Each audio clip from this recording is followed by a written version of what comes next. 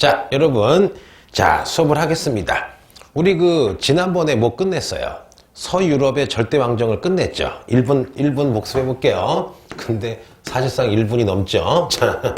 자, 이렇게 여러분 보겠습니다. 오, 갈수록 지도가 좀 멋있지 않습니까? 자, 거짓말입니다. 자, 해볼게요, 여러분. 일단, 여기. 무슨 페인? 스페인. 에스파냐면 딱 누가 떠올라야 돼요. 빨리 볼게요. 펠리페 2세. 자, 펠리페 2세. 스페인이 최초의 서유럽의 절대왕정이 됐죠. 절대 깨지지 않는 함대. 무슨 함대? 무적 함대가 여러분 1571년 지중해에서 누구를 이겼어요? 오스만 투르크 제국을 이겼죠? 레판토 해전. 레판토 해전 1571년. 그래서 여러분 또 어디야? 이 사람은 여러분 멕시코에서 은을 가져와서 갤리온선. 자, 해볼게요. 갤리온선 가지고 어디까지 갔어요? 필리핀. 이 사람 이름을 딴 거죠? 그래서 마닐라 기점으로 무역도 하고. 그렇죠? 또 하나. 이 사람 여러분 엄청 잘 나갔는데 실수를 하죠. 어디를 여러분 건드려요? 자기 여러분 속국이었던 무슨 란드? 여러분 네덜란드 신교 박해하니까 네덜란드 독립운동하느라고 얘네 독립하고 돈도 많이 썼죠. 게다가 여러분 어디를 쳐들어가요? 영국. 엘리자베스 1세 쳐들어갔다가 1588년에 무적함대가 여러분 격퇴가 되죠. 그런데 요거 졌다고 끝난 건 아니야. 그 후로 계속 잘 나가긴 하는데 스페인이 나중에 여러분 갑자기 한 100년 정도 잘 나가다가 확 몰락한 게 뭐예요? 국내 산업이 취약했다. 너무 전쟁을 많이 했다. 그 다음에 여러분 누구 배웠어요? 영국. 영국은 1530년대 여러분 무슨 8세부터 배워야 돼요? 할리 8세.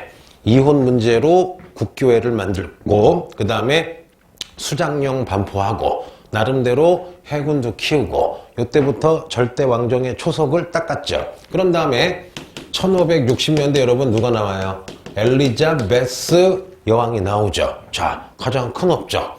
스페인의 무적함대를 격파했다. 국내 산업, 특히 뭐야? 양털 가지고 모직 산업을 육성을 했다. 또 하나 1600년에 엘리자베스 1600년에 아시아 진출하기 위해서 무슨 회사? 동인도 회사. 그리고 아메리카에 진출하기 여러분 시작을 했죠. 문화가 엄청 번성겼죠. 또 하나 통일령. 무슨 령? 통일령을 내려서 국교회를 정비하고 의회와 손잡고 여러분 국력을 엄청 신장시켰죠. 문화까지 여러분 유행해서 요때 셰익스피어. 그 다음에 맛있는 베이컨 같은 여러분 학자가 나타나기도 했죠. 자, 그래서 여러분 엘리자베스 특히 무슨 령? 통일령 기억하고 무적함대 깐 거. 그리고 엘리자베스는 여러분 해적을 등용했죠. 무슨 드레이크. 기억나죠? 참고로 엘리자베스는 딱 그래요. 야, 짐은 영국과 결혼했다. 처녀왕. 절대 여러분 결혼 안 하셨죠. 물론 이제 남친은 좀 있었대요. 자, 됐고. 그 다음에 여러분 가장 전형적인 게 여기 이렇게 여러분 무슨 프랑스의 루이 비통이에요. 루이 14세예요. 루이 14세. 별명이 선왕. 무슨 왕? 태양왕. 그리고 여러분 무슨 사유 궁궐? 베르사유 궁궐. 그 다음에 누구를 등용해요? 조광조가 아니라 콜베르를 등용해서 중상주의. 중상주의는 뭐야? 중농주의가 아니야. 중농주의는 농사를 중요시 여기는 거지만 중상주의는 상업, 무역을 중요시 여겼다. 그래서 수출은 하려고 했지만 수입은 안 했다. 또 뭐를 만들었다? 동인도 아니라 식민지를 많이 개척을 했다. 그 다음에 여러분 두 번째 무슨 란드? 네덜란드. 독립하자마자 여러분 굉장하되죠. 그러면 네덜란드의 수도 암스테르담에 여러분 유대인, 위그노, 고이센 모여서 국제금융의 중심. 그 다음에 배도 전 유럽의 70%를 가지고 있었죠. 무슨 네시아까지 진출해요? 인도네시아까지 진출하고 어디까지 진출해요? 일본, 에도마프까지 진출을 하죠. 그래서 잘 나갔는데 영국한테 배반 맞죠. 영국이 나중에 텅스텐이야, 크로멜이 항해법 만들어가지고 여러분 네덜란드 배를 못 사용하게 했다가 전쟁 났다가 이제 힘이 약해지는 겁니다. 그래서 여러분 지난 시간에 여러분 서유럽의 절대왕정을 정말 자세히 배웠어요. 그렇죠? 자, 참고로 야사 얘기해 줄게요. 요 프랑스의 루이 14세는요 웃긴 게 뭐냐? 여러분 절대 씻질 않았대요. 왜냐? 이 당시 여러분 어떤 의사가 이상한 얘기를 하는 거야. 씻으면 때가 이 피부에 어떤 막이 있어가지고 병주를 막아주는데 씻으면 그 막이 없어가지고 흑사병에 걸린대. 그래서 여러분 루이 14세 플러스 대다수 모든 귀족들이 안 씻었대요. 그리고 두 번째, 루이 14세가 이빨이 하나도 없대요. 왜냐? 이빨 안 닦았대요, 여러분. 이빨 안 닦아서 상하잖아. 상하니까 어떤 의사가 전하, 상할 바에는 다 뽑아버립시다. 이빨을 다 뽑아버린 거야. 근데 여러분 뽑다가 잘못해가지고 여기 입 천장도 뚫어버리고 막 이 뼈가 날아가 버리고 여러분 장난이 아니었대요. 그래서 여러분 이 루이비통, 그리고 하나 내가 좀 더러운 얘기 해줄게요. 밥 먹는 사람은 이따 들어요. 이 루이 14세가 이빨이 없는데도 그렇게 먹는 걸 좋아했대요. 그럼 여러분 시도 때도 없이 먹으니까 그냥 아무 때나 쭈룩쭈룩 설사를 하겠죠. 그러면 수많은 여러분 귀족을 앉혀놓고 회의를 하는데 이 루이 14세의 그 의자가 특수 의자예요. 여기 구멍이 뚫려 있고 여러분 여기에 뭔가를 받아내는 게 있어요. 그러면 웃긴 게 뭐냐? 실화야. 밥 먹어. 수백 명이랑 밥 먹다가 갑자기 밥 먹다가 뭔가 주르르 쏘는 거야. 그럼 여러분 그 소리도 그렇지만 냄새가 장난이 아니겠죠. 근데 어떻게 태양왕이잖아. 그럼 어떻게 해요? 귀족들 그냥 하고 먹는 거야. 그러다가 또 밥 먹다가 누르륵 쏘고. 이게 여러분 황당하죠, 여러분. 그 다음에 악취가 너무 심한 거야. 평생을 안 씻은 거 아니에요. 그런데 이 사람이 특이한 게 있어. 몸은 안 씻었지만 옷을 갈아입으면 몸이 깨끗해진다고 생각을 해요. 그럼 이 사람의 부인이나 뭐 있을 거 아니야. 그래서 여러분 미치겠는 거야. 왕이니까 말은 못하고. 그래서 여러분 이때부터 향수 문화가 엄청나게 발달을 했다는 거예요. 되게 특이한 사람이죠? 루이 14세. 참고로 중국에서도 굉장히 여러분이 다 아는 사람이 평생 죽을 때까지 이빨을 안 닦은 사람이 있어요. 누굴까요? 좀 이따 알아맞혀 보세요. 자, 인터넷 찾지 마시고 중국사에서 굉장히 유명한 사람인데 죽을 때까지 이빨을 안 닦았어. 거의 루이 14세에 맞먹는 사람이 있어요. 그래서 제가 볼게요, 여러분. 자, 그럼 이제 오늘부터 동유럽에 무슨 왕정을 하겠습니까? 절대 왕정을 하겠습니다. 그러면 동유럽은 어디냐? 첫째, 지금의 독일에 있던 무슨 센? 프로이센. 그 다음에 여러분 프로이센 옆에 있는 무슨 트리아 제국? 오스트리아 제국. 그 다음에 여러분 동유럽의 표준인 무슨 나라? 러시아예요. 요 세 나라를 우리가 여러분 무슨 유럽이라 불러요? 동유럽이라 부릅니다. 그러면 동유럽의 절대 왕정은요 서유럽보다 100년 늦게 시작해요. 예를 들면 서유럽은 이미 여러분 16세기에 시작을 한다면 동유럽은 17세기나 18세기 시작을 해요. 그럼 해보자. 동유럽은 절대 왕정이 좀 늦게 시작을 합니다. 그 이유가 뭐냐? 말로 해볼게. 여러분 동유럽은 거의 바다를 안 끼고 있죠. 그런데 서유럽은 대서양으로 여러분 신항로 개척하면서 금은이 들어오면서 가격혁명, 상어혁명으로 귀족도 돈을 많이 벌었지만 일반 백성 중에도 돈 많이 번 부르주아, 시민계층이 등장했죠. 그럼 내가 시민이야. 100억 벌었어. 나 대학 다니겠죠. 자식 대학 다니겠죠. 돈 많죠. 계속 배사드리겠죠. 세금도 많이 내겠죠. 그러면 여러분 절대 왕정하려면 반드시 뭐니 쇼미더머니 뭐가 필요해? 돈이 필요하죠. 그러면 절대 왕정은 왼쪽에는 귀족들, 오른쪽에는 여러분 돈 많이 번 시민들한테 세금도 걷고 얘네를 여러분 관료로 등용해가지고 발전이 된 거야. 그런데 여러분 동유럽은 대서양 항로가 없었기 때문에 여러분 일단 상업이 없고 전형적인 여러분 무슨 국가예요? 농업국가야. 그럼 여러분 농업국가인데 대다수 농민들이 여러분 농민도 아니고 여러분 따라해볼게요. 무슨 노야? 농노가 많았대요. 그럼 잠깐만 누가 물어봐. 선생님 영국 프랑스는 이미 농노가 1350년대 이후 흑사병 이후에 많이 해방이 됐잖아요. 동유럽은요 흑사병이 별로 없었대요. 여러분 흑사병이 별로 없었고 두 번째 신항로 개척하고 여러분 해야지 돈 들어와서 막 장원이 깨지고 할 텐데 별로 그런 게 없었기 때문에 아직도 농노제가 유지가 되니까 농노가 뭐예요? 농민과 노비의 중간이죠. 돈이 없어요, 여러분.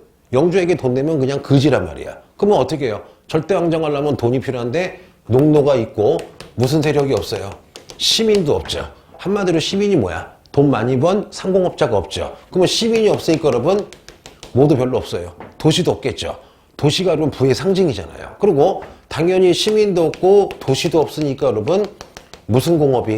상공업이 발달하지를 못한 거야. 그리고 여러분 농노 거의 글자 모르죠. 봐봐요. 그러면 나라가 여러분 부강해지려면 백성들이 웬만큼 글자도 알고 똑똑해야 될 거 아니야. 그런데 여러분 서유럽에서는 봐봐, 내가 여러분 배 타고 마젤란 선원이야. 한 바퀴 돌았더니 막 몇백억 부자가 됐어. 그럼 나도 공부하겠지만 내 자식 공부 가르치고 막 공장 사고 회사 사서 여러분 순간적으로 똑똑한 중산층 시민이 되겠죠. 걔네가 여러분 군대 가고 장교하고 임금에게 돈 내가지고 절대왕정이 된 건데 동유럽은 이런 것 때문에 안 되는 거예요. 그러다 보니까 자, 동유럽의 왕들이 자, 어느 날 영국이나 네덜란드 갔더니 깜짝 놀란 거야. 우리는 완전 시골인데 여러분 서유럽은 막 장난이 아닌 거야. 일단 해보겠습니다, 여러분. 자, 러시아에 위대한 영웅이 있어요. 자, 여러분, 표트르 대제라고 하는데 이 사람은 1683년에 왕이 돼서 1725년에 죽어요.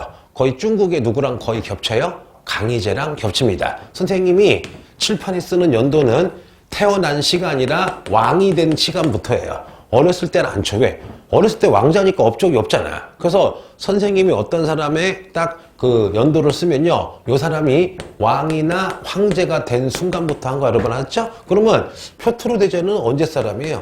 17세기 말에서 여러분 지금 뭐야? 18세기 초까지 사람이죠. 해볼게요, 여러분. 여러분 모르겠지만요, 알겠지만 러시아는 여러분 무슨 고래계? 몽골 제국에게 200년간 점령을 당하다가 얼마 후에 독립을 한 거야. 그러다 보니까 문화가요, 서양 문화 조금에다가 몽골 문화야. 예를 들어 볼게요. 여러분 영국이나 그런 서유럽은 수염도 짧게 있거나 아예 없잖아요. 근데 여러분 이 러시아는 자, 남자들 수염이 우리 조선시대 수염처럼 수염이 엄청나게 길어요. 그리고 옷도 바지 안 입어요, 여러분. 로브라고 여러분 뭐냐? 로브라고 우리 이렇게 통으로 입는 옷 있죠, 여러분. 이거. 그러니까 뭐 모자나 그 다음에 뭐야 수염이나 옷이 완전히 여러분 약간 무슨 식이야? 동양식인 거야. 그런데 표트르가 여러분 젊었을 때 영국, 네덜란드 갔더니 눈깔이 완전히 돌아버린 거야. 왜냐? 우리 러시아는 완전히 후진국이고 서양도 아니야. 얼굴만 하얗지 여러분. 영국, 네덜란드 갔더니 도시가 발달해 있고 막 무기가 발달해 있고 막 장난이 아닌 거예요. 그래서 여러분 이 표트르가 야, 안 되겠다. 우리 러시아 너무너무 후지다. 그래서 여러분 이 표트르가 뭘 하느냐? 첫째, 영국, 그 다음에 프랑스, 네덜란드, 서양을 따라하자. 여러분 표트르의 업적 무슨화 정책을 합니까? 서구화 정책을 합니다. 모델이 누구예요? 영국과 누구를 따라하자. 무슨 란드를? 네덜란드를 따라하자. 그러면서 여러분 뭐까지 하느냐? 옷이랑 수염까지 다 정리를 해요. 뭐냐? 야, 니네 귀족들 너무 긴 동방의 수염 같은 거도 잘라라. 그리고 여러분 옷도 옛날 걸 버리고 무슨 식으로? 서구식으로 따라합니다. 그래서 나중에 그림 나오겠지만 여러분 그냥 수염을 강제로 잘라버려요. 안 자를 거야? 그럼 세금 한 달에 500만 원. 장난 아니죠. 그래서 여러분 이 사람이 뭘 하느냐? 여러 가지를 하는데 근데 문제가 터졌어요. 뭐냐 여러분 해볼게요. 자, 지도를 그려볼게요, 여러분. 조금 자세히 그려볼게요. 이렇게 있고 여러분 이렇게 자 이렇게 있으면 여러분 이렇게 있고 아이고 좀 지구가 좀 움직여요. 자, 그럼 여러분 이게 이렇게 러시아인데 여러분 자 여기가 무슨 디나비아 반도예요? 스칸디나비아 반도죠. 그러면 요 스칸디나비아 반도와 여러분 요 사이의 바다를 우리가 자 따라해보자. 무슨 해라 불러요? 발트해라 불러요. 근데 여러분 러시아는 항구가 없는 거야. 항구가. 그러면 표트르 입장에선 지금 우리가 여러분 누가 하고 있어요? 무슨 트르? 표트르 입장에서는 바다를 여러분 차지해야지 뭔가 뭐 무역을 할 거 아니야. 근데 여러분 이때 요 발트해를 먹고 있던 잘 나가는 나라가 있는데 바로 누구냐? 여러분 스웨덴이에요. 여러분 스웨덴 지금은 복지국가로 알고 있지만 여러분 이렇게 국력이 센 것 같지 않죠? 근데 여러분 이때 스웨덴에 칼 12세라고요. 왕인데 거의 나폴레옹급이야. 군사 1만 명 가지고요. 세계 나라와 맞짱을 떠도 그냥 자기는 한 300명 죽고 나머지는 막 2만 명씩 죽여버리는 군사 천재야. 그럼 어떻게 해요? 이 표트르가 폴란드라고 있거든요. 폴란드랑 손잡고서 야 우리 스웨덴과 싸워서 발트해 먹자 하고 여러분 전쟁을 벌이는데 그 전쟁을 따라해보자. 표트르는 북방에 있는 스웨덴과 전쟁을 벌입니다. 이 전쟁을 무슨 전쟁이라 불러요? 북방 전쟁이야. 근데 웃긴 점 야, 러시아가 땅도 크고 인구도 많잖아요. 그래서 표트루가 수십만 명 가지고 쳐들어갔는데 스웨덴에 칼 12대 막 발려가지고 죽을 뻔했어요. 그래서 여러분 한 번인가 두 번 엄청나게 죽을 뻔하다가 요 칼 12세가 여러분 방심해가지고 진 다음에 나중에 여러분 또 전쟁하다가 맞아 죽어요. 그래서 여러분 와 표트루 자 북방 전쟁으로 누구를 꺾어요? 스웨덴은 여러분 꺾은 다음에 오예 드디어 무슨 해를 진출합니까? 발트해를 진출한다. 이렇게 외워요. 이 표트르가 여러분 놀라지 마세요. 키가 2.3m였대. 2.3m. 2m가 넘었대요. 그런데 어느 날 스웨덴이랑 전쟁을 하는데 막 어떤 병사가 야, 너 키 크다라고 막 장난을 친 거야. 알고 봤더니 여러분 왕인데 제일 앞에 서가지고 전쟁을 하는 거야. 이거 대단하죠 여러분. 그래서 이렇게 외워요. 표트르 대자는 전쟁터 갈 때 항상 발로 뛰어다녔다. 무슨 해 진출했다?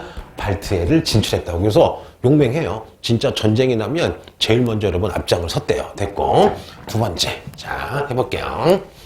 자 보겠습니다. 여러분 약간 지도를 다시 그려볼게요.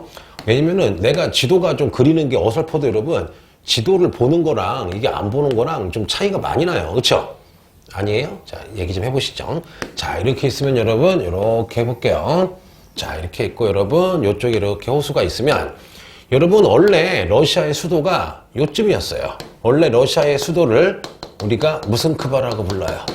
모스크바라고 불러죠. 그러면 지금 표트르 대제가 무슨화 정책을 하고 있어요? 서구화 정책을 하고 하면서 어디서 진출해요? 북방까지 여러분 전쟁해가지고 어디까지 얻었어요? 발트해까지 얻었죠. 그런 다음에 여러분 모스크바에서 여러분 요쯤으로 수도를 옮겨요. 그러면 모스크바보다 발트에 가까이 있죠. 게다가 여러분 서구랑 되게 가깝죠. 그래서 여러분 자 모스크바를 버리고 수도를 천도합니다.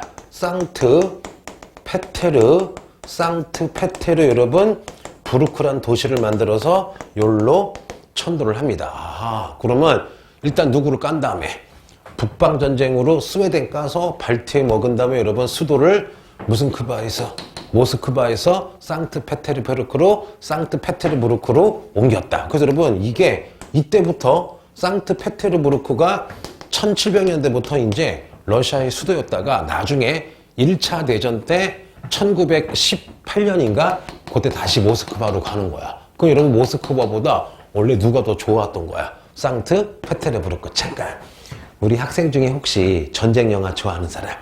니네 여러분 독일이 2차 대전 때 소련 갑자기 쳐들어가서 어떤 도시에서 1000만 명 죽이고 그 도시에서 막 소련이 막 1000만 명 싸운 적 있죠. The Enemy of Gate인가? 그 영화 본 적 있어요?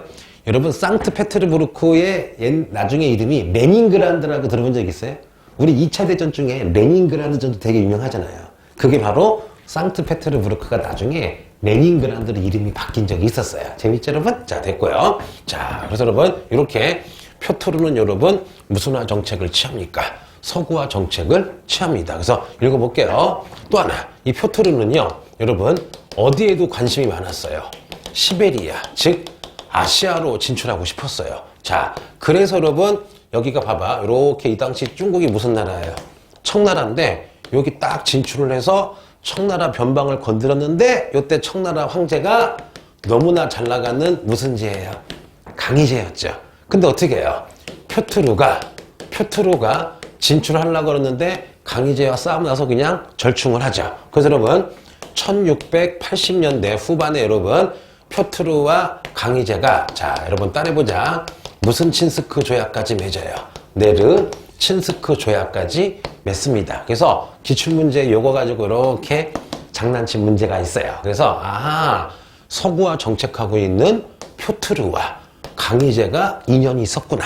왜? 표트르가 여기 갔다가 못 먹으니까 표트르와 강희제가 사신 보내서 10번 무슨 친스크 조약도 맺었다. 네르 친스크 조약도 맺었다. 그래서 여러분 서유럽 절대 군주 중에 제일 잘 나오는 사람이 누구예요 여러분? 표트르예요. 그러면 이런 표트르 같은 사람들이 뭐냐? 위에서 지금 자기가 주도하고 있죠. 백성들을 가리키고 있죠. 그래서 여러분 표트르 포함해서 지금 배우는 동유럽의 절대 왕정을 계몽 무슨 군주라 불러요? 전제군주라고 부르는데 표트르도 여기에 조금 들어간다고 보시면 돼요. 자, 그래서 여러분 여기까지만 외우면 돼요. 외우고 내가 표트르 얘기해 줄게요. 자, 표트르 어렸을 때 왕자 신분을 숨기고 네덜란드 가서 배공장에 취직하고 영국 가서 여러분 뭐 포술도 배우고 막 되게 재밌어. 그 이 표트르가 우리 러시아는 너무 후졌구나. 선진화가 돼야 되겠다. 그래서 표트르의 모든 정책을 딱 보여주는 거. 무순화 정책, 서구화 정책. 그러면서 여러분 수염도 자르고 옷도 바꾸고 다 바꾸겠죠. 그러면서 여러분 바다를 먹고 싶었죠. 자, 표트르 발로 뛴다. 무슨 애 진출하고 싶어요? 발트에 진출하고 싶으니까 누구랑 붙었어요? 스웨덴, 칼 12세. 그래서 그 전쟁을 5번. 무슨 전쟁이라 불러요? 북방전쟁. 결국 여러분 발로 뛰었다. 표트르 발로 뛰어서 무슨 애 먹었다. 발트에 먹은 다음에 모스크바에서 발트해 근처로 이사 갔다. 5번. 상트페테르부르크. 상트페테르부르크. 나중에 이름 뭐가 돼요? 2차 대전 때 많이 나오는 전쟁 배경 레닌그라드. 그 다음에 여러분 우리 표트르 하면 또 잊을 수 없는 사람이 있죠. 누구랑 약간 인연이 있어요? 무슨 이제? 강희제. 그래서 표트르와 강희제 때 5번. 무슨 친스크 조약? 네르 친스크 조약. 그래서 여러분 표트르 몇 개 얘기해 줄게요. 야사. 표트르가 고생을 많이 해. 이복 누나랑 같이 공동 왕이 됐는데 그 누나가 몇 번 표트르를 죽이려고 그래요. 그래서 표트르가 우여곡절 끝에 왕이 되는데 타고나기를 보통 사람이 아니야.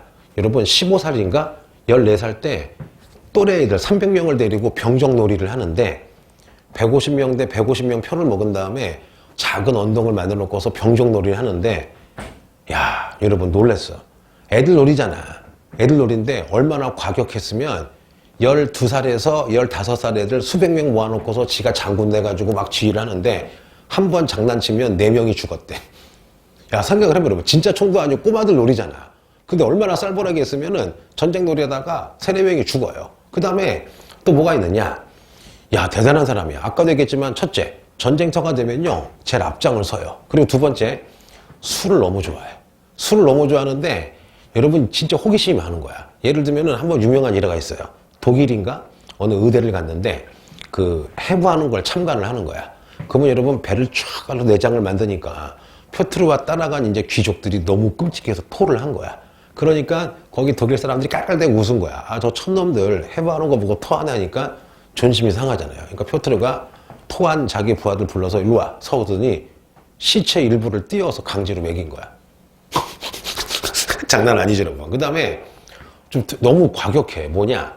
아버지가 너무 잘 나가니까 아들이 좀 두려운 거야. 그래서 아들이 막 도망 다니고 하다 보니까 어느 날 너무 아들이 마음에 안 드는 거야. 그래서 일로 와봐. 아빠한테 딱 3대만 맞자. 해서 아들을 죽이려고 그런 게 아니라 몇 대 때렸는데 문제는 뭐냐? 이 사람은 키가 2m잖아요. 아들은 약골이야. 내가 알기로는 죽이려고 때린 게 아닌데 때리다가 죽었어, 아들이 여러분. 장난 아니죠. 그런데 이 사람의 성격을 보여주는 아주 유명한 일화가 있어요. 배를 타고 어디를 가는데 뒤에 오던 배가 12월에 한겨울에 난파를 당한 거야. 그때 나이가 거의 60이야. 그거 생각해봐요. 그럼 주위에 경호원도 많고 사람도 많을 거잖아. 그런데 멍하니 있는데 뒤에 있는 배가 난파된 거야. 어떻게 했는지 알아요? 60 먹은 노인네가 바다에 뛰어들어서 헤엄쳐가지고 선원을 구해. 대단하죠. 그리고 그때 독감이 들어서 여러분 바로 죽어요. 그러니까 내가 이거 보고서 여러분 진짜 행동력이 장난이 아닌 거죠. 그래서 여기서 얻는 교훈. 훌륭한 일을 하기 위해서는 일단 무슨 력이 좋아야 돼? 체력이 좋아야 돼. 뭔지 아시겠죠, 여러분? 그래서 표트를 했습니다. 자, 두 번째는 누구냐, 여러분? 자, 지도를 한번 그려볼게요. 계속 지도를 그리겠습니다. 내가 참 지도 좀 잘 그리면 좋을 텐데. 자, 거기서 여러분, 이렇게 있으면 여러분, 자, 여러분 여기가 이렇게 스페인이고요. 여기 이렇게 프랑스고, 여기 뭐 네덜란드가 있어 봐봐. 이렇게가 여러분 지금의 독일, 신성 로마 제국이죠. 그러면 잠깐만. 1648년 30년 전쟁 끝나고 베스트팔렌 조약 끝나고 여러분 여기 현재 독일 신성 로마 제국은 몇 개로 여러분 쪼개져 있어요? 300개로 쪼개져 있죠. 그 300개 국가 중에 여러분 요쯤 이렇게 센 국가가 있는데 바로 여러분 따내볼게요. 무슨 이센? 프로이센이라는 국가가 있어요. 그러면 프로이센은 독일 300개 국가 중에 하나인데 열라 못 살고 열라 여러분 후진국이었는데 외우지 마세요. 프리 드리히 1세 그의 아들 프리드리히 빌헤름 1세 요 두 왕이요 엄청 후진국을 제법 좀 강하게 키워놔요. 그리고 나서 프리드리히 빌헤름의 여러분 아들인 따라해보자. 프리드리히 2세인데 이분이 워낙 위대하기 때문에 프리드리히 무슨 왕이라 불러요? 대왕이야. 그러니까 한국으로 치면요 약간 좀 과장 좀 할게. 세종대왕이랑 광개토대왕이랑 이순신을 섞어놓은 사람이에요. 누구? 프리드리히 2세가 나옵니다. 해볼게요 여러분. 자 그러면 여기 프로이센이 있고 여러분 여기 옆에는 뭐가 있느냐? 강력한 여러분 무슨 트리아가 있어요? 오스트리아가 제국이 있어요. 그럼 오스트리아는 이 당시 겁나 커요. 헝가리 그 다음에 여러분 뭐 여기 루마니 동유럽을 다 먹은 게 누구예요? 오스트리아예요. 그럼 봐봐 프로이센 여러분 이거보다 작아요. 솔직히 내가 좀 과장해서 그랬는데 되게 쬐끔해. 그러면 프랑스가 훨씬 세죠. 오스트리아가 훨씬 세죠. 옆에 여러분 무슨 시아가 있어요? 러시아가 있고 또 위에는 여러분 여기 가운데 제법 큰 무슨 란드가 있어요? 폴란드가 있어요. 그러면 이 독일의 여러분 프로이센은 완전히 여러분 허접이었다가 프리드리히 1세, 프리드리히 빌헤름 1세 때 나름대로 강대국이 되는데 그때 군사가 여러분 총 인구가 300만도 안 됐대요. 300만도 안 되고 군사가 열나 많이 모아놓은 게 8만 명이야. 자, 해볼게요, 여러분. 천천히. 자, 재밌게 해보자. 자, 여러분. 자, 무슨 이센? 프로 이센의 위대한 왕이 등장했어요. 따라해볼게요. 프리드리히 2세가 등장을 했습니다. 이 사람은 1740년에 왕이 돼서 여러분 1786년에 돌아가시는데 이분은 전형적인 따라해볼게요. 계몽, 전제, 군주라 불러요. 여기서 계몽은 뭐냐? 우리 지금 프로이센 서유럽에 비해서 시민도 없고 농민도 없고 농노가 많다. 그럼 어떻게 하느냐? 나 프리드리히가 왕이자 니네들에게 교육도 가르치고 똑똑하게 만들고 산업도 육성해서 위에서부터 니네들을 똑똑하게 계몽해서 절대왕정이 되고 어떻게 돼? 시민들을 키우겠다. 시민들을 키우는 게 아니라 부국강병이 되겠다. 이거야. 계몽 전제 군주는 위에서부터 서구화적인 개혁을 해서 무슨 강병을 하겠다. 부국강병을 하겠다는 게 여러분 계몽 전제 군주야. 그러면 잠깐만. 그러면 동유럽은 왜 여러분 계몽 전제 군주를 강조할까요? 서유럽은 알아서 시민들이 성장을 했죠. 그러면 어느 날 왕이 딱 봤더니 신앙도 개척, 대서양 무역으로 이미 시민들이 성장해 있잖아. 그럼 얘네가 도시도 만들고 세금도 내고 하니까 얘네 세금 걷어서 여러분 절대왕정이 됐는데 동유럽은 여러분 아까 얘기했잖아요. 농노제에다가 산업이 없으니까 왕이 내가 주도할게 해서 여러분 왕이 주도한 걸 뭐라 그래요? 계몽 전제 군주야. 전제는 뭐예요? 엄청나게 왕권도 강화시킨 거예요. 뭔지 아시겠죠? 자 해보자. 일단 프리드리히 1세는요. 자 어디를 쳐들어갔느냐? 왕이 되자마자 여러분 자기보다 훨씬 센 오스트리아를 쳐들어가요. 그래서 여러분 무려 몇 년 전쟁을 해요? 7년 동안 전쟁을 합니다. 요거를 1756년에서 1763년까지 7년 동안 싸운 다음에 여러분 놀라지 마세요. 바로 이게 제일 잘 나와요. 슐레지엔 지방을 오스트리아한테 뺏어옵니다. 이게 왜 중요하느냐 해볼게요 여러분. 자 요게 여러분 프로이센이면요 여기 이렇게 오스트리아야. 그러면 여기에 여러분 여기에 슐레지엔 지방이 있었거든요. 요건 원래 누구 거예요? 오스트리아 거였거든요. 여기가 뭐냐 여러분 바로 놀라지 마세요. 철광석과 석탄이 많이 나와서 오스트리아의 5분의 1을 세금을 여기서 걷었대요. 완전히 여러분 그 온라인 게임으로 얘기하면은 무한 가스, 무한 미네랄이 있는 거야. 그런데 여러분 한 10배나 큰 이 오스트리아를 프로이센의 프리드리히가요 갑자기 쳐들어가서 여러분 7년 동안 싸운 다음에 여기를 딱 먹은 거야. 그럼 여러분 문제가 뭐냐? 내가 약간 과장할게요. 프로이센이 여러분 가난했어. 1년의 예산이 예를 들면 1000조라고 하자. 그런데 슐레지엔 지방을 먹으면서 여러분 1년 예산이 이제 3천억, 4천억이 된 거야.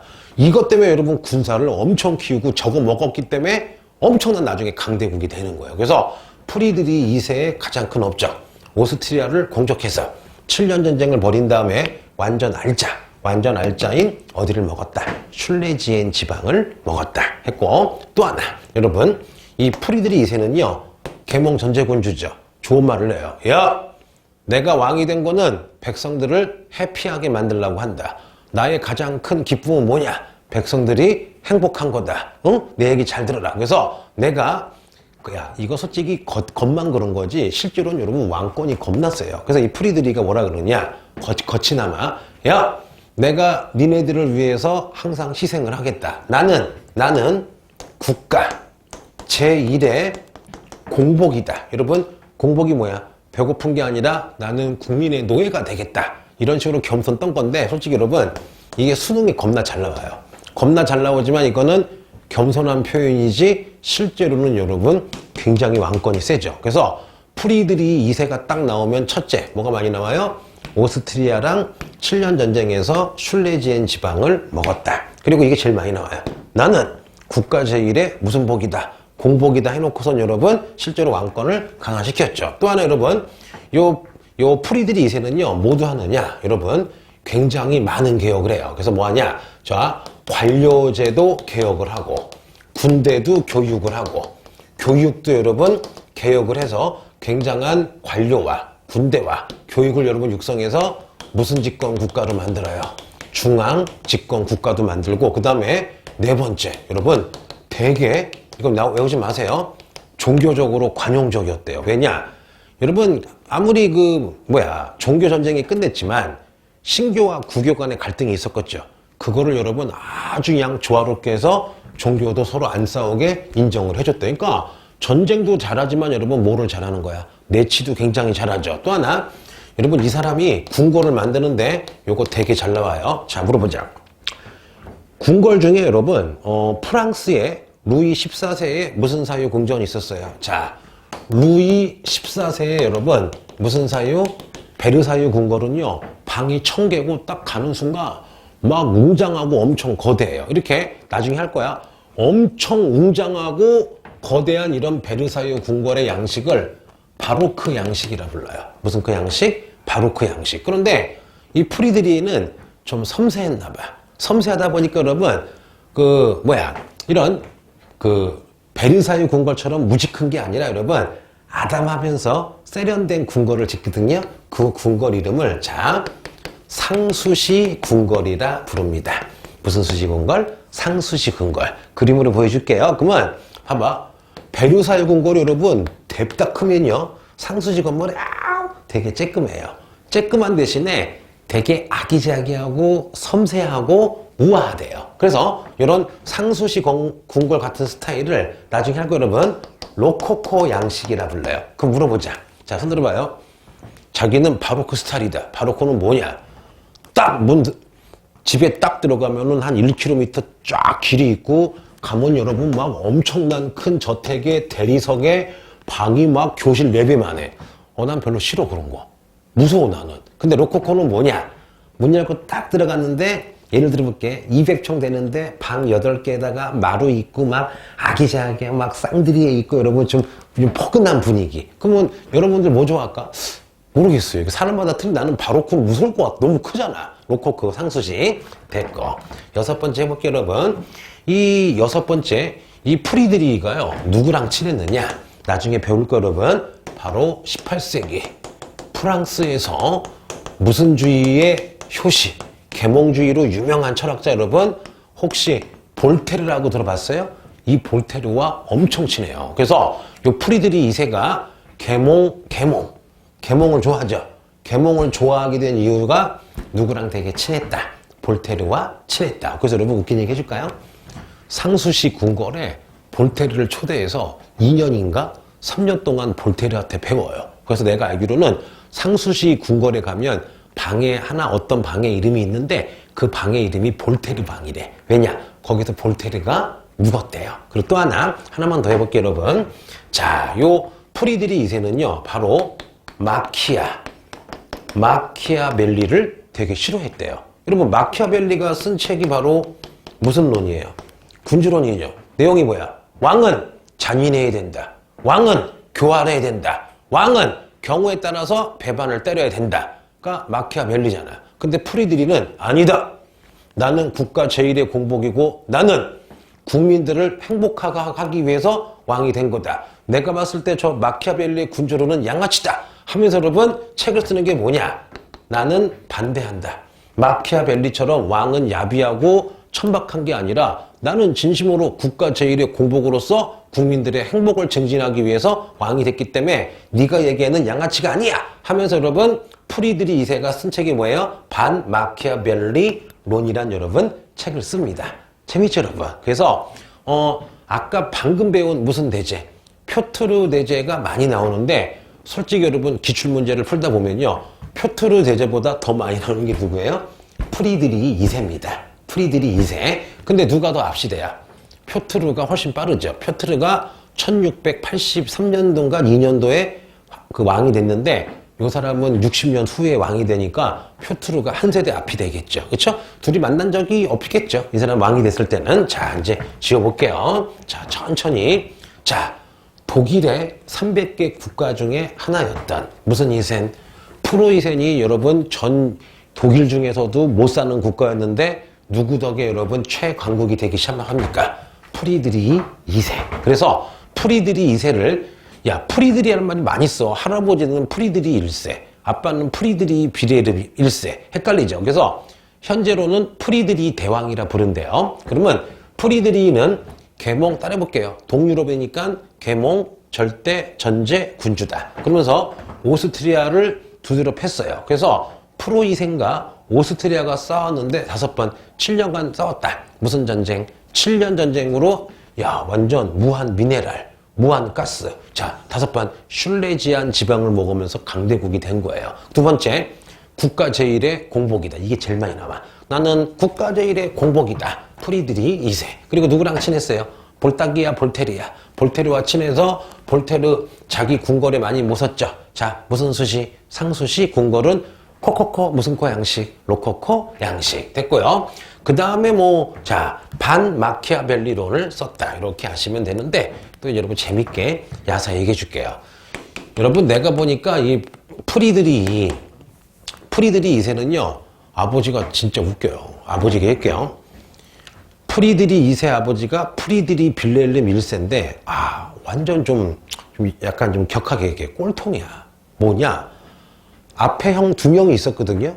2명 아들인데 8살, 9살인데 니네들은 훌륭한 솔저, 군인이 돼야 된다 하고 여러분 엄청나게 스파르타식으로 가르치고 7살, 9살 막 두드려 패고 하다가 여러분 다 병으로 죽고 맞아가지고.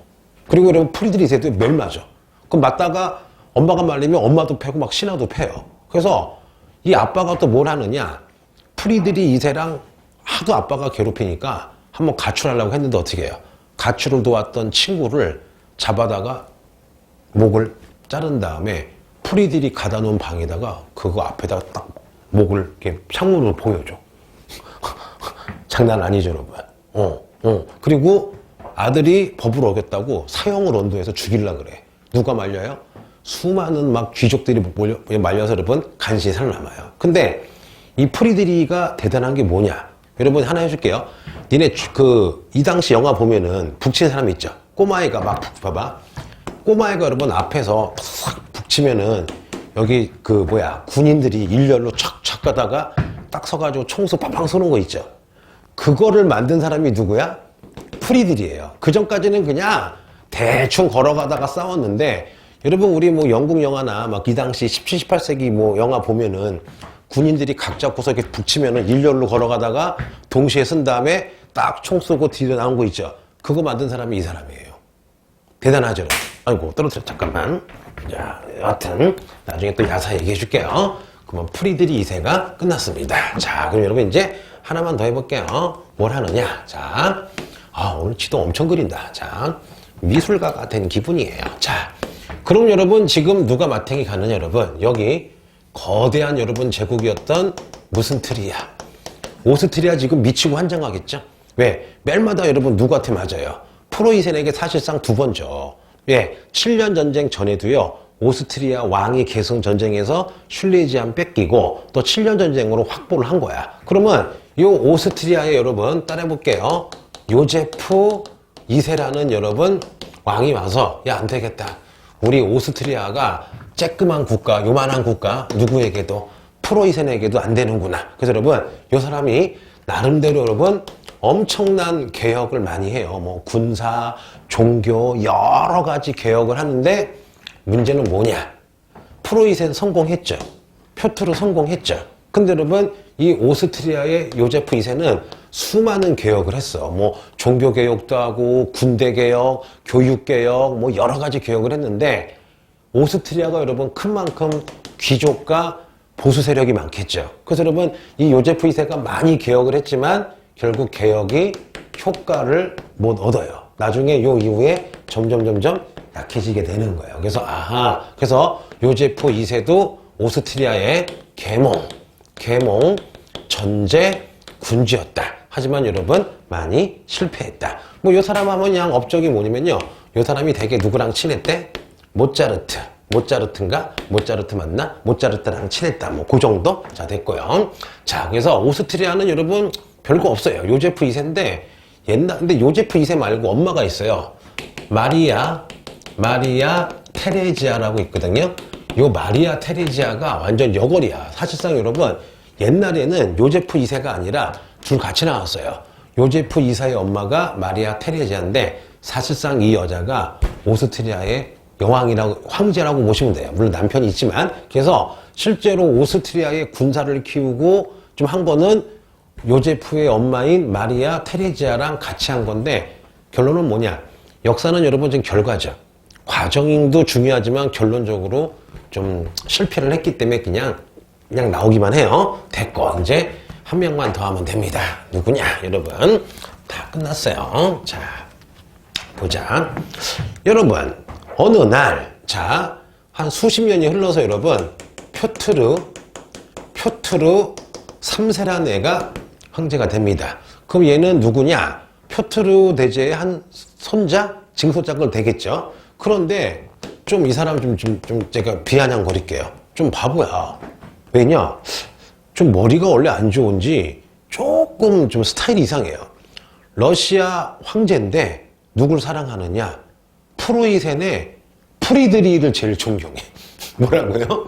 자, 여러분 내가 황당한 얘기 해줄게요. 이 사람의 부인이 있는데 나중에 누구냐? 예카테리나 2세라는 여러분 여왕이 있는데 해볼게요. 여러분 이거 진짜 골 때려요. 봐봐. 예를 들어볼게. 선생님이 대한민국 왕이야. 근데 내가 일본이랑 싸웠어. 우리나라가. 그러면 여러분 거의 일본을 점령할 수 있는데 내가 알고 봤더니 일본 천황의 팬이야. 갑자기 내가 야! 국민들아! 우리가 일본을 다 이겼지만 일본 건들지 마. 왜? 내가 일본 천황을 사랑해. 여러분 이런 얘기 해봐요. 국민들이 가만히 있겠니? 완전히 황당하겠니? 완전히 여러분 그냥 진짜 장난이 아니겠죠? 그럼 웃긴 얘기 해줄게요. 자, 요거는 좀 알아두면 좋아요. 이 표트르 3세가 얼마나 웃기냐면요, 여러분. 나중에 여러분 7년 전쟁 중에 자 따라해보자. 이거 재밌어요. 프로이센에 여러분 방금 전에 누구 배웠어요? 프리드리히 지금 2세를 배웠죠. 7년 전쟁 중에 여러분 이때 자 프랑스 그 다음에 오스트리아 여러분 러시아가 공격을 해가지고 7년 전쟁 막판에 프리드리히가 거의 져요. 그래서 얼마나 졌느냐? 프리드리히가 가슴에다가 독약을 갖고 다녔어. 왜냐? 프로이센 수도 점령당하고 군사 거의 다 죽고 러시아, 오스트리아, 프랑스군이 막 쳐들어오니까 프리드리히 2세가 난 끝났구나. 내일쯤 적군이 오면 욕을 당하느니 독약을 먹고 죽어야지 하고 대비하고 있는데 갑자기 러시아의 엘리자베타 여왕이 죽고 그의 아들인 여러분 표트르 3세가 딱 왕이 된 거야. 그래서 여러분 러시아군이 프리드리히 거의 죽일 수 있고 프로이센을 99% 먹었는데 갑자기 기적이 벌어져요. 러시아 황제인 표트르 3세가 누구 빠라고요? 프리이센 완전 BTS 편처럼 팬이야. 갑자기 러시아 황제가 야 잠깐 내가 세상에서 제일 존경하는 건 예수님이랑 프리드리히다. 러시아군 철수해라. 해서 여러분 프리드리히를 살려줘요. 살려주고 다른 나라 협박해. 야 니네 프로이센 건들지 마. 해서 러시아가 빠지는 거야. 그래서 여러분 프로이센 프리드리히가 힘을 차려서 프랑스도 이때 그만두고 러시아가 오히려 프리드리히 도와주면 어떻게 해요? 오스트리아 쳐들어가서 여러분 팬 다음에 슐레 지방을 먹은 거야. 그러고선 뭘 하느냐? 표트르 3세가 그럼 여러분 이때 이미 러시아 국민들 개박쳐 있겠죠. 아니 다 이겼는데 저 왕이란 놈이 갑자기 프로이센 좋아한다고 빠지라고 했잖아. 그리고 더 긴 얘기 뭔지 알아요? 갑자기 다음에 야 나 프로이센이 너무 좋으니까 러시아의 군복을 바꿔라. 어떻게 해요? 앞으로 러시아의 군복을 프로이센의 군복으로 바꾸래. 야 말이 안 되죠. 그러다 보니까 수많은 귀족들이 화가 난 거야. 이때 여러분 이 프리드리히의 아내가 예카테리나인데 이분은 더 골 때려요. 프로이센 여자야.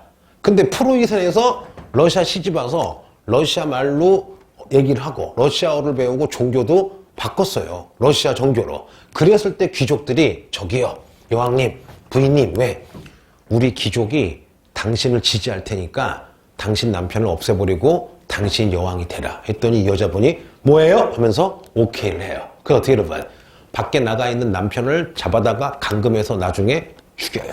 죽인 다음에 여러분 1763년인가? 1700 여러분 63년에서 거의 1790년까지 남편 죽이고 여러분 누가 예카테리나 여러분 2세라는 여자가 여러분 황제가 됩니다. 그러면 이분은 누구 딱 제거한 거야? 남편 딱 제거한 거죠. 그럼 해보자. 요 예카테리나 2세가요 좀 능력이 있었어. 이분 역시 여러분 뭘 하느냐? 나 러시아가 좀 낙후돼 있다. 그래서 표트르를 이어서 나도 계몽 무슨 전제군주가 돼서 여러분 군사, 행정 여러 가지를 많이 개혁을 해요. 게다가 이 여자의 업적이 뭐냐? 두 번째 여러분 봐봐. 바로 오스트리아와 그 다음에 무슨 이센? 프로이센과 같이 여러분 폴란드를 쳐들어가서 폴란드에 여러분 알짜를 먹습니다. 야, 그 폴란드가 엄청 컸거든요. 근데 이 폴란드가 얘기하자면 긴데 원래 100년 전에는 러시아를 깔 정도로 무지 컸어요. 근데 폴란드에서 여러분 귀족들끼리 막 내분이라고 하다 보니까 이 오스트리아의 요제프 2세, 프로이센의 프리드리 2세, 그 다음에 예카테리나 2세가 야, 우리 그러면 폴란드를 하나가 가지면 안 되니까 폴란드를 이쁘게 3등분으로 나눠 먹자. 해서 여러분 요 예카테리나 2세는 여러분 바로 이게 답이에요. 바로 폴란드를 3분의 1을 분할해서 먹어서 영토를 엄청나게 키웠다. 그럼 여러분 역사에서 영토 확장하면 여하튼 큰 업적이죠. 그래서 예카테리나 2세는 일단 계몽 전제 군주 해가지고 학교도 세우고 뭐 공장도 세우고 여러 가지 뭐 개혁도 하면서 오스트리아의 프리드리 2세, 그 다음에 프로이센의 누구예요 여러분? 엄밀히 얘기하면 마리아 테레지아 플러스 요제프 2세랑 손을 잡고서 폴란드를 분할했다. 여기까지 알겠죠? 자, 그런데 하나가 더 있어요. 뭐냐? 해볼게요 여러분. 이게 되게 잘 나와요. 자, 보겠습니다. 재밌죠? 나만 신난 것 같아요. 자, 이렇게 있으면 여러분 자, 더 잘못 그렸어요. 자, 제가 볼게요.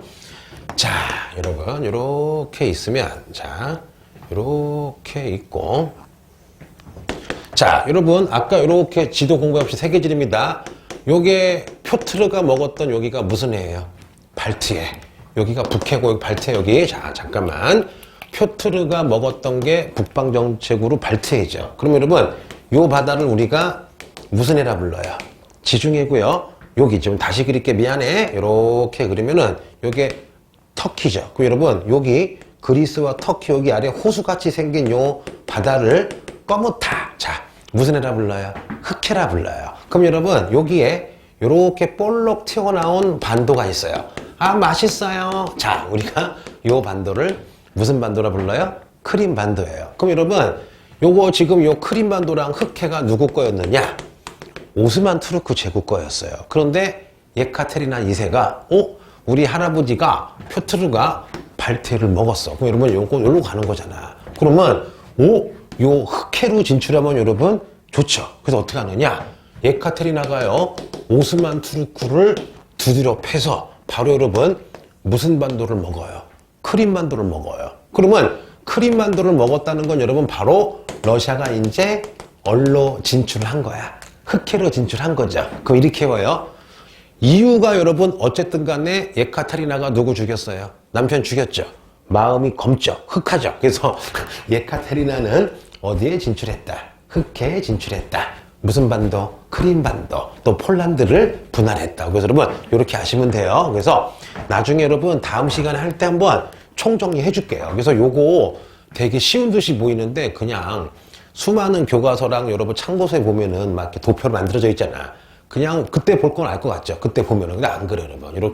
요렇게 자세히 외워야지 나중에 외워집니다. 자, 마지막으로 예카테리나 2세는, 근데 여러분 문제는 뭐냐? 하나만 더 해볼게요. 근데 여러분, 요 예카테리나 2세를 도와준 게 누구야? 귀족이죠. 그러면 여러분 정말 시민을 성장을 시키려면 농노를 해방을 시켜야 되겠죠. 그런데 예카테리나가 여러분 잘한 것도 있는데 못한 것도 커요. 뭐냐? 귀족들을 자기 세력으로 만들기 위해서 여러분 뭘 하느냐? 귀족들에게 토지도 많이 하사하거나 인정하고, 여러분 놀라지 마세요. 무슨 죄를? 오히려 농노제를 강화시켜버려요. 오히려. 예를 들면 여러분, 오스트리아의 무슨 제프? 요제프 2세는요, 농노를 해방시켰어요. 농노제를 폐지했어. 물론 법적으로 폐지한 거지 잘 되진 않았지만, 여하튼 여러분 오스트리아의 요제프 2세는 농노제를 폐지를 했는데, 누구는? 예카테리나는요, 귀족들아 고맙다. 니네 내가 농노제는 강화시켜줄게. 왜? 여러분 농노가 있으면 귀족들은 부려먹기 쉽잖아. 그래서 예카테리나는 잘한 것도 있지만 오히려 귀족들에게 잘 보이려고 농노제를 강화시켰다. 이거 외워두면 되고, 폴란드를 분할했다. 크림반도 가로치고 어디 진출했다? 흑해 진출했다. 고생하셨습니다. 감사합니다.